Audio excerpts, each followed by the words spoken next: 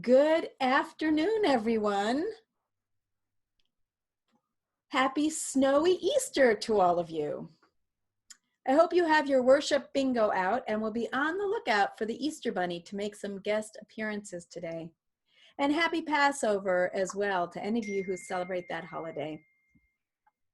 I'm Reverend Lydia Ferrante Roseberry. I'm a minister of this congregation, and I'm joined today by Karen Griglack, our service associate, Jessica Lakeman, our director of faith formation, Tad Koryath and Emily Jaworski providing hymns and other music, and our ever important tech ushers. Thank you so much for making this all doable. This week it's Herb Axe, Bill Beachley, Dave Leonard, Deborah Mensch, Don Price, and Eric Williams.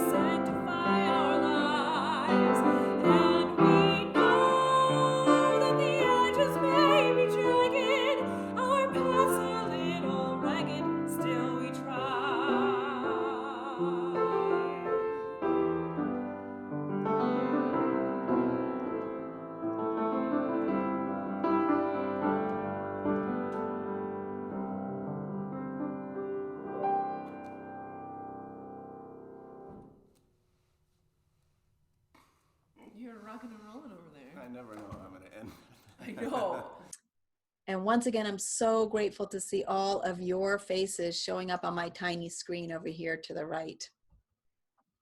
It is good to be together no matter how it is that we gather. Today we're continuing on our theme of the 5 jagged rocks of Unitarian Universalism, and we'll explore the question of how does our theology support us through challenging times. As a reminder, the jagged rocks are an articulation of Unitarian Universalist theology. We started with there is a unity that makes us one. Last week, we talked about courageous love transforms the world. And today, on Easter Sunday, we're doing the jagged rock of salvation in this life, followed by all souls are sacred and worthy. And then truth continues to be revealed at the end of this month. So these jagged rocks were developed by some colleagues of mine, and taking Unitarian Universalist theology, the principles are more our actions and our covenantal relationship, and the theology is kind of the base beliefs. And they call them jagged rocks because they give us a handhold when things are so difficult. And we certainly are in one of the most challenging times that many of us have experienced collectively in our whole lives. I welcome you all here today. In all the beauty of languages, cultures, skin tones, shapes, and sizes that come together in your uniqueness, you are welcome here. In all the ways that you experience and express gender, you are welcome here. In the beauty that is who you love and how you love, you are welcome here. In all the ways you make your living, all the places you are from, you are welcome here. Muslim, pagan, humanist, Jew, Buddhist, mystic, Christian, with all the traditions that inform your spiritual life, you are welcome here today. Whether you are a first-time visitor or a long-time member, you are welcome here. And whether you come with laughter in your heart or tears, you are welcome here. We invite you to join us with an open mind, a loving heart, and willing hands. We welcome you today. And I especially welcome visitors and newcomers today. We're glad you found us here in this virtual community, and we hope that even through our screens, you can experience the warmth and love of this congregation. Each Sunday is different here, so please come back a few times to really get to know us and stay for the coffee hours so you have a chance to talk with people in a small group. If you are new to us and want to stay connected, please see the chat window for the link to our first-time visitors page, or email your information to our office manager, Carol, at officemanager@bvuuf.org. Her email address is also in the chat window. If this is one of your first visits and you'd like to do so, I invite you to use the raise hand control in the participants window to show us that you would like to speak. You can just say your name and where you're from, and that way we'll know who some of the newcomers are. Deborah Mensch, one of our check ushers, will call on you briefly. And she will unmute your microphone as well.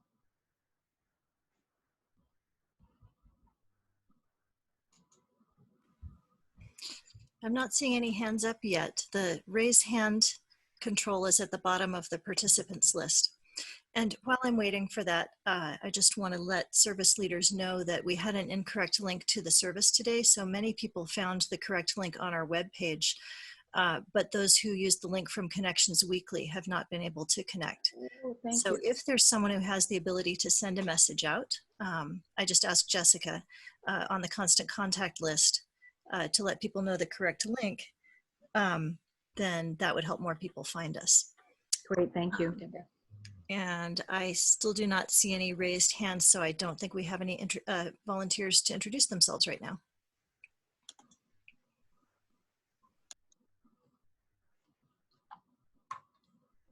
Oh, sorry to interrupt. Janet said she will send a constant contact message, so hopefully we'll get everybody on soon. Great, thank you. Well, this is a time of a lot of experimentation, a lot of trial and error, and a lot of grace required from all of us. So thank you for those who are doing the troubleshooting right now as well. It's also been a wild time for us reimagining which of our programming works for an online community. And I want to invite Jessica right now to share about how the School of the Spirit is doing their things. Jessica. Hi, everyone. Thank you. So yeah, I am Jessica, your Director of Lifespan Faith Formation. And as we've been moving everything online within the midst of really reimagining what a Lifespan Faith Formation program looks like. So there's a few things that I just wanted to highlight for you to know kind of what's going on in the faith formation world of the fellowship.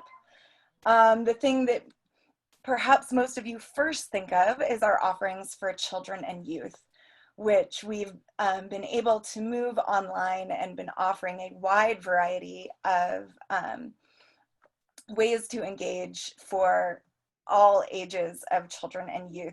One of the things I just wanted to lift up is that we've partnered with a number of you, congregation members, to offer tutoring for excuse me, for any kids who need help with their schoolwork while they're stuck at home right now and have a limited access to their teachers. So if you are someone who would like to help, or you have a child at home who might be struggling, please reach out to me. We've got some wonderful congregation members who have offered their services of support. And all of the other online offerings for children and youth can be found on the web page that Reverend Lydia just put in the chat. Our adult offerings, one of our first ones just happened was that last week, Lydia, the poetry night? So Lydia is offering monthly poetry evenings on the third Thursday. Second Thursday. Didn't have it written down.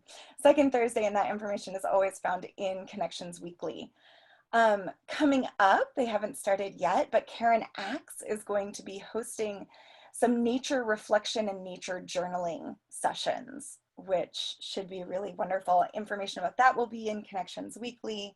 And our Leadership Development Council is also have been working together, and they're going to be offering weekly discussions in April and May based on the online UU classes, Theological Plurality of Our Congregations, and Love Reaches Out, Outreach and Growth in Times of Change. Lucy and Paul have been working on those, and they will be sending information out through info@BVUUF, as well as in Connections Weekly this coming week. So keep your eyes peeled for those. And finally, I also want to lift up that covenant groups are another really essential piece of our Lifespan Faith Formation program. And Marcia Coons and Natalie Parker have been working diligently with all of our covenant group leaders to support them in creating opportunities for groups to continue to connect during this time of social distancing, because we know that making those small group connections just makes the biggest difference for folks, not feeling so isolated during these times. And they are also working to start up a new covenant group, because we know that there are folks out there who are not yet connected and would like to do so. If you happen to be one of those folks, I believe the web page for the covenant groups will also be in the chat, and there's a contact info piece there. And finally, I just wanted to highlight, coming up on April 25th, Saturday night at 7 p.m., our very own Tad Koryeth is going to be hosting an open mic / talent show via Zoom. So if you have any sort of hidden or not so hidden talent that you would be willing to share with the congregation, please email Tad to sign up for that in advance. Everyone is, of course, welcome to just come and be entertained, and people can also sign up on the night. Though if we get a sense ahead of time, it'll help us plan a little bit more. We also have got a congregation-wide game night and movie nights that are in the works, so be on the lookout for those. So that's all of the various things we've got going on in the world of Lifespan Faith Formation with the Fellowship.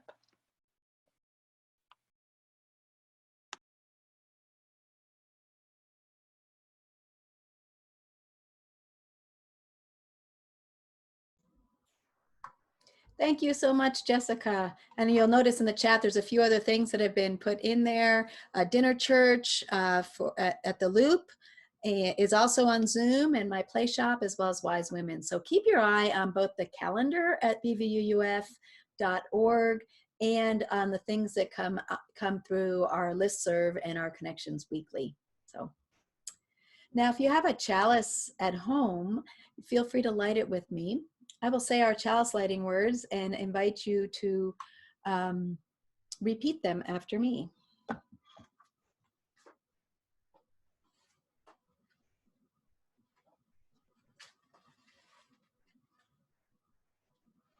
We light this chalice for the warmth of love, the light of truth, and the energy of action.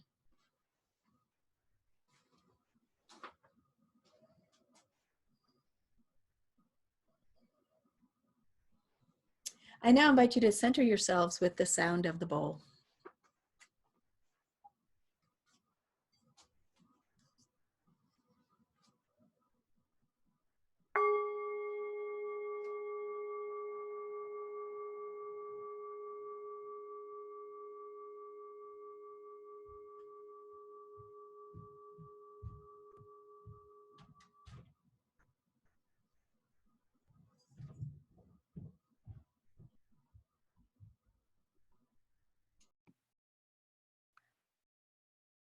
Our story this morning comes in the form of a poem written by Julie Cadwalder-Staub. I live in a lonely, lovely neighborhood, or at least it used to be, before he moved next door. Now there's a stream of raggy people on bikes, in cars, most trudging up the street on foot to his raised ranch. Those old, unkept men who live under the bridges and back in the woods. Those women, streetwalker types. And old ones with walkers or canes. Children too. And migrants, immigrants, illegals, college kids, all the riffraff, plus a few decent people, some fancy cars mixed in. And he feeds them. Has an old Weber grill set up in the front yard. I called the police and saw them pull up. I thought they would shut down the operation. But apparently he's not breaking any laws, not even disturbing the peace. And today the paper reported that the officers resigned from their positions and moved in with him. And it's true. I've seen them working side by side with the others, serving food, cleaning up, weeding that big garden in the front yard. The article didn't include what Jesus said, though. That made those officers leave good jobs to stay with him. What does he say that makes all those people want to be near him? Every night he builds a bonfire out front, stands there in the light with everyone gathered around him, and I have to tell you, I don't know why I'm doing this. I'm not the kind of person who does this kind of thing, but here I am, standing in my bedroom, next to my open window, to listen.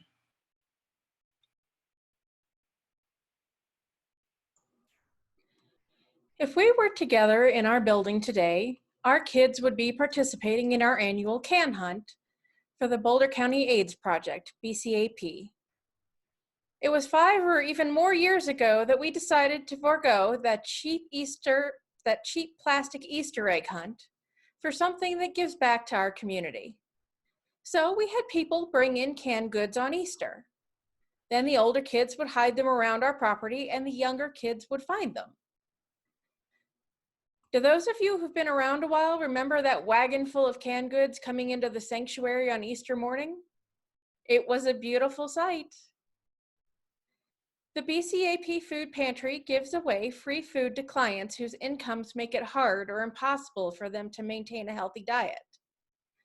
During these days of physical distancing, clients can call in their order, and their bags are brought out to them for curbside pickup or delivered by the BCAP staff. While we're unable to offer all that food to BCAP this year, the most vulnerable among us are still in our hearts and our minds, especially in these challenging times. So today, as part of our weekly practice of generosity, we want to offer 1/2 of our plate to the BCAP. You can text your donation to the number on the slide or email a check to the fellowship office. And please do check out the BCAP website if you want to find out how to donate food as well. Or just set up a Weber in your backyard.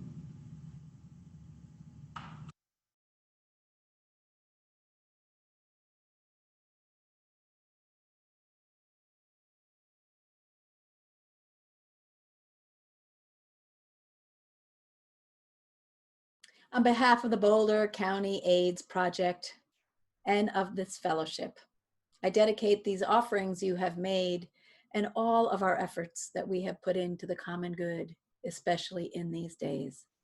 Thank you, beloveds, for all the ways you give.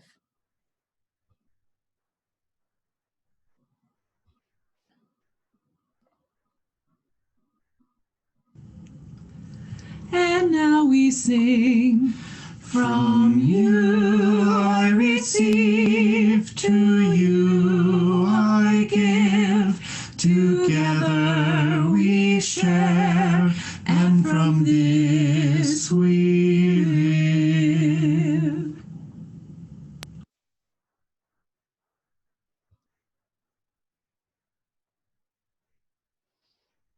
I invite you now into a time of silent meditation with this poem by UU minister and poet Lynn Unger. If it helps you to read along, it will also be in the chat. In a poem called Salvation, she writes, "By what are you saved, and how? Saved like a bit of string tucked away in a drawer.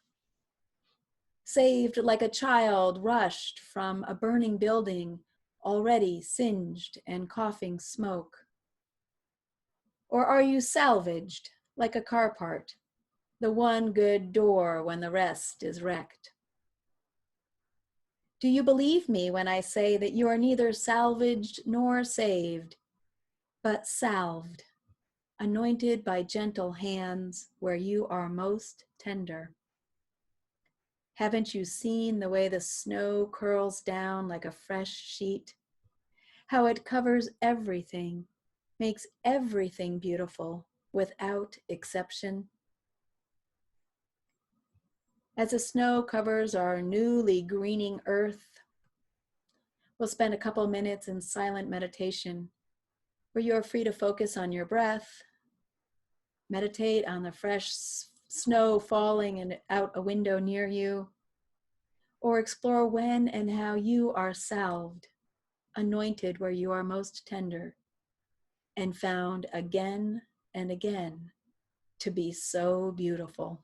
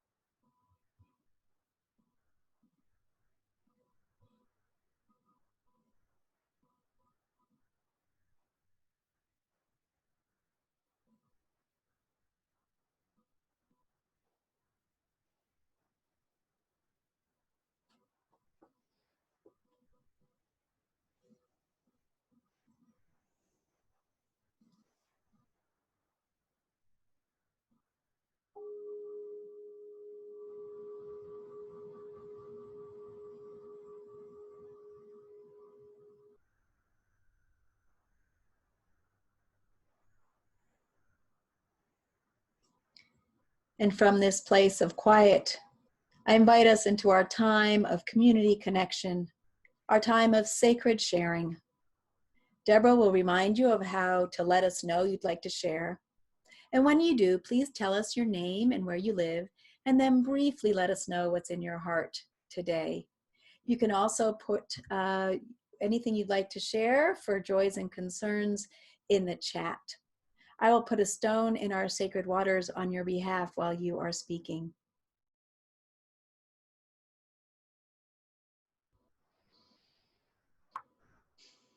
Beloveds, in these days when we can often feel so powerless to the forces of nature around us, may we focus on what is ours to do. When our minds can feel confused and overwhelmed by the magnitude of it all, may we learn to shed the insignificant and lean into what really matters. The love we have for each other, the caring, the ways we nurture and support one another. With this worldwide crisis among us, we know that those who are always most vulnerable will still be the most challenged. So we offer our prayers, our love, and our support, and whatever resources we can to those with compromised immune systems, to those needing to decide whether to risk their lives for their minimum wage jobs or pay the rent, to those most sensitive to the stresses of life, to those without economic advantage, to those imprisoned and in detention centers, those without roofs over their heads, and for all the ways that each of our lives has been impacted. In these days, when our common gift to humanity is keeping away from one another physically, may our own love stretch even further, and may each of us find new ways to bring our gifts and our love into the world. May this be our promise and our prayer. Amen.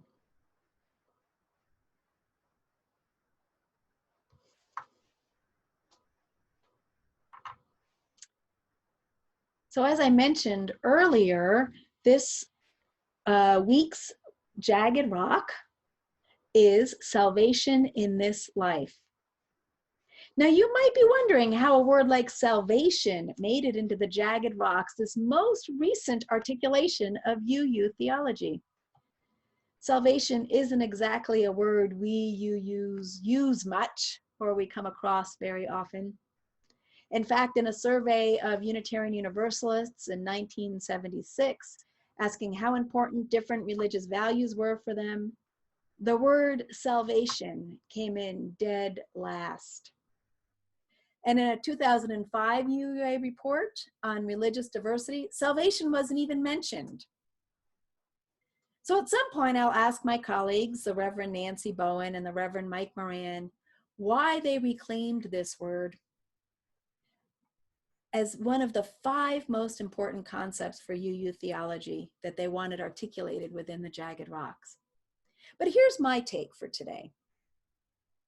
At its root, the word salvation, or salvage, or even salve, as Lynn Unger put in her beautiful poem, they're related to the word save, to bring to safety, to rescue from peril, to protect from harm.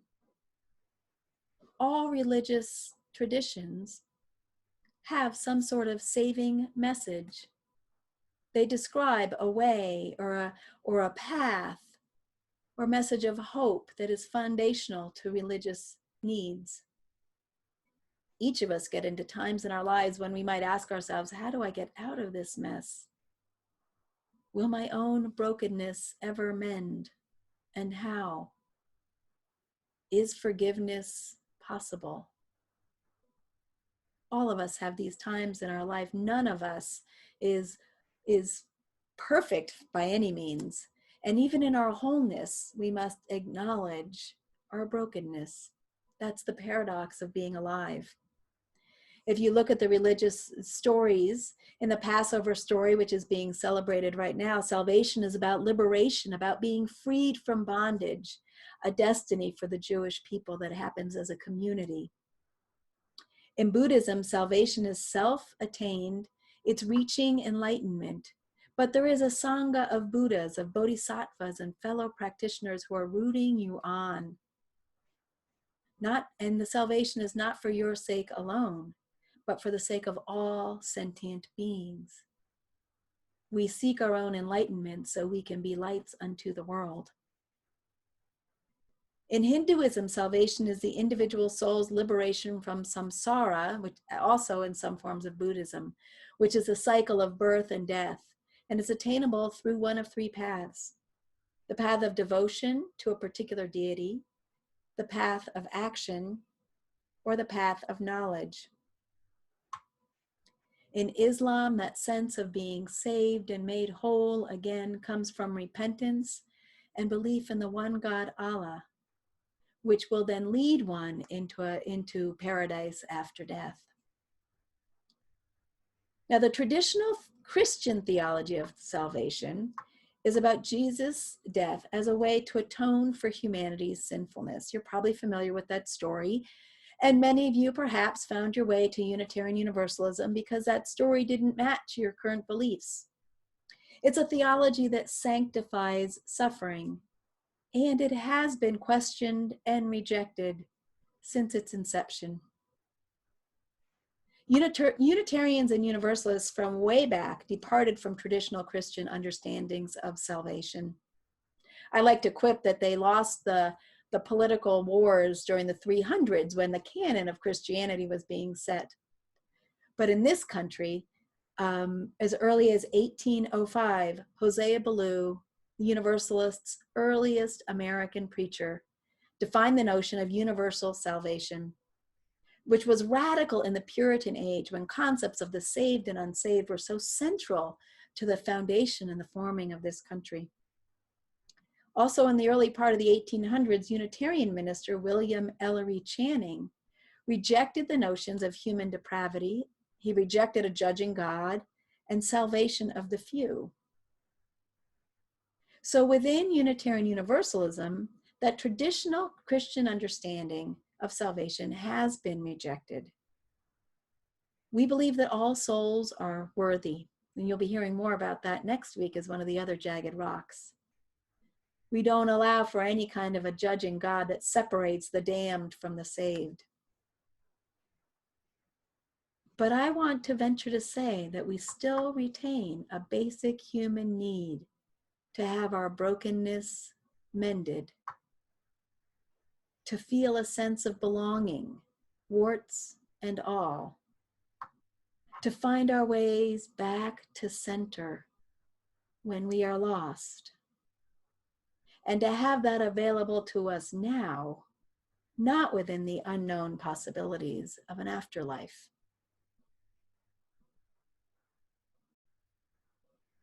Think about times when you have felt most broken, most in need, most troubled. It is often the community, and I hope often this fellowship community, that can help you through those difficult moments. UU scholar Rebecca Parker explored early Christianity, and she actually found that in the first 1,000 years of Christianity, they were also focused on the here and now. In those early chapels, there was actually this both and of paradise being right here in anything that you saw in the chapels. No crucifixes, no image of a dead Jesus, but a living Jesus, and earthy symbols are in those early chapels of the first 1,000 years of Christianity. And then a sky for the later, the afterlife. But a connection of those two was really, really present. And for early Christians, paradise was what they created together.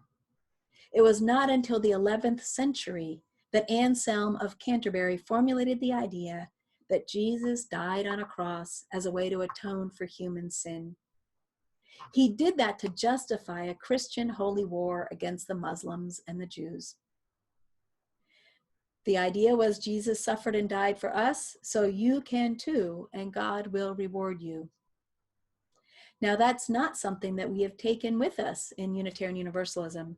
And for the first 1,000 years of Christianity, concepts of paradise were not related to that formula.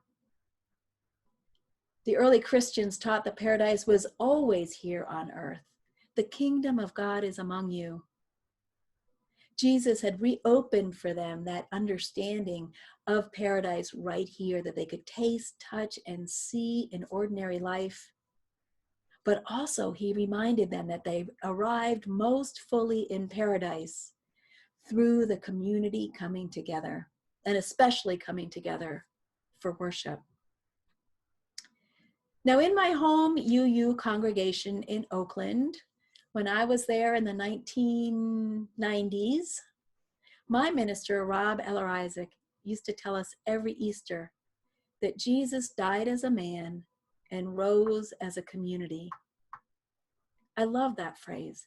It brought a completely new understanding to me from my old Catholic things that I was carrying with me. So he rose. After he died, the community was broken. Broken. The promises that they had, the visions, all the expectations, it really didn't turn out the way they thought it would. But what came of that was a community of love that mended the brokenness. And it is this community of love that's popularized by the term beloved community by Martin Luther King. And it's what continues to provide hope for us here and now. When life is at its hardest, religious communities can be that place of salvation, that experience of being held, knowing deeply our own worth, knowing that we are not alone. And I, for one, know that Unitarian Universalist congregations have literally saved people. I know of young people who were able to come out safely within the community of Unitarian Universalism, and that was their only safe place for many years. I know of young people who had mental health issues, and that when I brought them a blanket from our congregation, it became one of the most cherished items to know that there was a community there that cared for them. What religious community and what I hope our congregation provides us is a sense of our own worth, a place of grace for one another and compassion, and a place where we stretch to remember and always include those on the margins into our fold and thus enrich our own lives. In challenging times, people flock to their congregations. Post 9/11, the start of the Iraq War, and liberal churches talk about the Trump bump. Now, the challenge of these times is that we can't flock to the physical presence of a church. We can't be physically together as we have been, but we have continued to find ways to be together. What would you do without community now? Nothing is more powerful in these times than the clear imperative that we have to stick together even while we are physically distant. That we need one another to act for the common good in these times, and it is essential for our survival. Beloveds, it is my hope that this congregation provides that anchor for you, that place where you might even describe of yourself that you have been saved, that you have been found beautiful again and again, even in your most vulnerable. Beloveds, you are my people. There is a way through this challenging time that we all share here and now. For you, there is a way. With you, there is a way. By you and me together, there is a way. May this community provide what you are looking for in strength and support. And may you understand the beauty and wholeness that is attainable to you. Blessed be, and amen.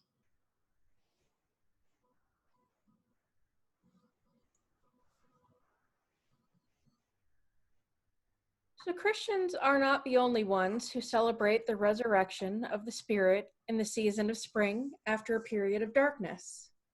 And the Easter, or the Ostara Bunny, is a reminder of that springing into life and action and how quickly our gifts can multiply when we work together. Today, we have a visit from the Easter Bunny.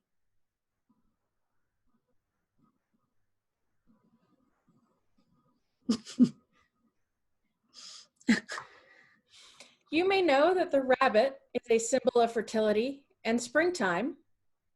And this bunny whispered into the ear of an anonymous donor who was offered up to $5,000 in a one-to-one match for pledges or donations to next year's operating budget. Now, with the coronavirus, the economy is uncertain, and we want to be sure that the same quality of services and work of love and justice is available in the future. Some of you know we won't be able to stretch at this time. Some of you, we know, will not be able to stretch at this time, and some may be able to help bridge that gap. So today we want to ask those of you who are able to have your dollars for the fellowship multiply like bunnies. If you see the link in the chat for the Google form for the special donation, which will help match that donation and help your gift multiply. As you are considering an additional donation, you can also type into the chat an answer to the following question. How does this congregation support you in times of need and brokenness? The link will keep popping up periodically so that if you lose it, it'll come back around. Go ahead and put your answer in while we listen to some beautiful music by Tad.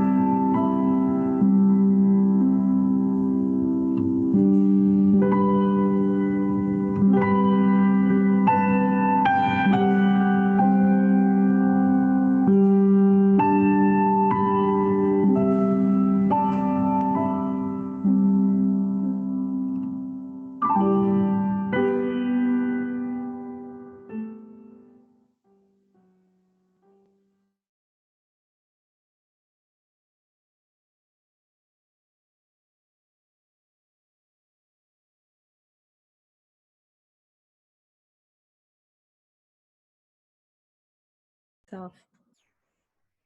Beloveds, I thank you once again for the beauty of your sharing and all the different ways that you bring this community to life by your words, by your actions, by your gifts. Please join me now in extinguishing our chalice.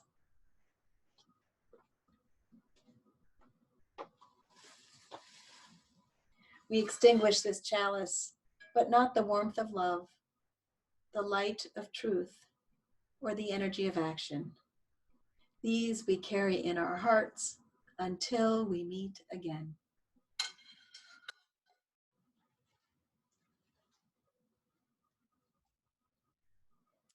And now please join in singing What Wondrous Love.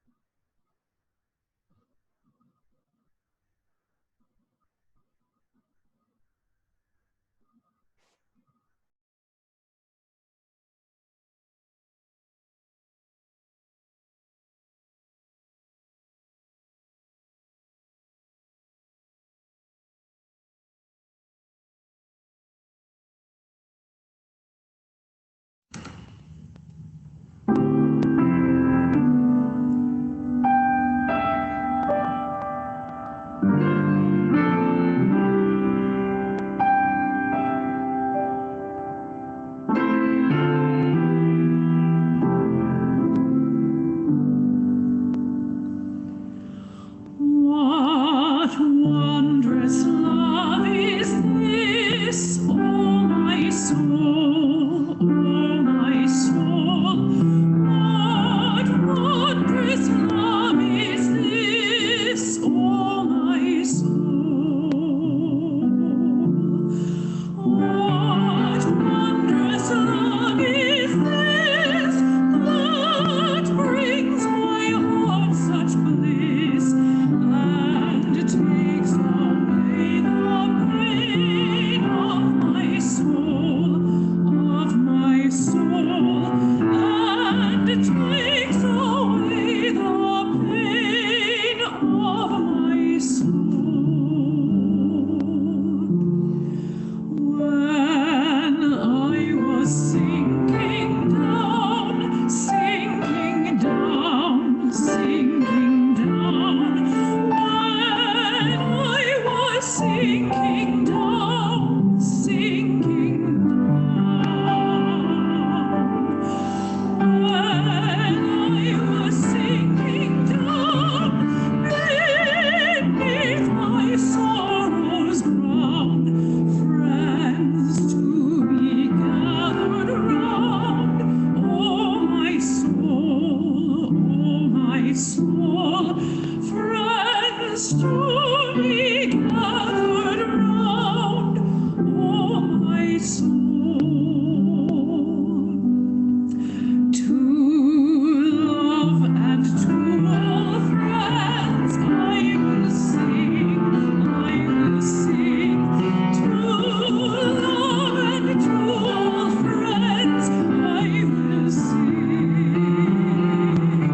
To love and to all friends who pain and sorrow met, with thanks unto the end, I will sing, I will sing.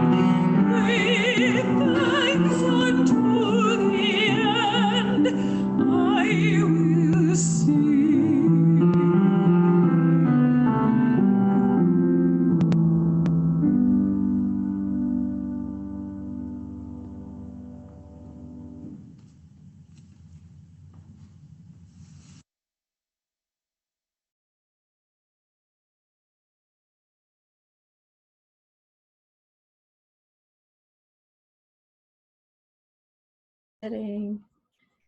Thank you to Ted and Emily.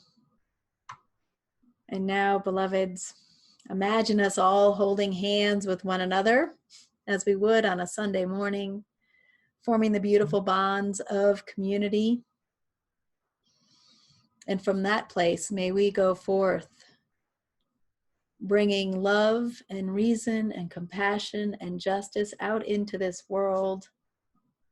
May we remember those who are most impacted by this difficult time we are going through. And may we always know that we are not alone. We are not alone. Blessed be. Amen.